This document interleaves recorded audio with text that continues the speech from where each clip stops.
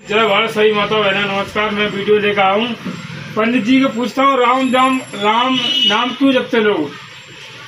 जी, बहुत सुंदर प्रश्न है। राम का जो नाम है मात्र 2 अक्षर का है, लेकिन ये दुनिया में सबसे प्रभावशाली मंत्र है। जैसे दवाई होती है, देखने में वो छोटी होती है, लेकिन जब वो व्यक्ति खाता है तो उसके शरीर का जो बीमारी ठीक हो जाया करती है। ऐसे राम का नाम जो है देखने में छोटा है, परंतु ये सबसे प्रभावशाली मंत्र है और इसको प्रभावशाली स्वयं भगवान श्री राम ने बनाया है। जिस समय नारद जी महाराज ने भगवान श्री राम को श्राप दे दिया था कि आपको नारायण से नर बन करके संसार में भटकना पड़ेगा, उस समय भगवान श्री राम जब सीता जी के खोज में लंका जाते समय रास्ते में जब सीता जी के लिए परेशान है तो नारद जी महाराज ने विचार किया कि हमारे कारण से भगवान को दुख उठाना पड़ रहा है। तो नारद जी महाराज ने भगवान को जाकर के प्रणाम किया और नारद जी महाराज के ऊपर भगवान प्रसन्न हुए। तो भगवान राम ने कहा कि वरदान मांगो। तो नारद जी महाराज ने भगवान श्री राम से वरदान मांगा था कि यद्यपि प्रभु के नाम अनेका, श्रुति का परम एक तेका, लेकिन राम सकल नामन तेधिका, हो नाथ अक्षर गणपतिका।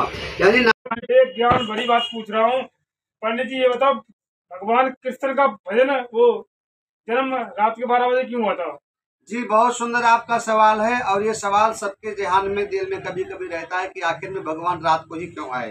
वो दिन में भी आ सकते थे, भगवान थे तो रात को क्यों आए? तो इसके पीछे मैं कारण बताता हूँ कि हमारे यहाँ 2 अवतार की चर्चा होती है, एक भगवान श्री राम और एक भगवान कृष्ण।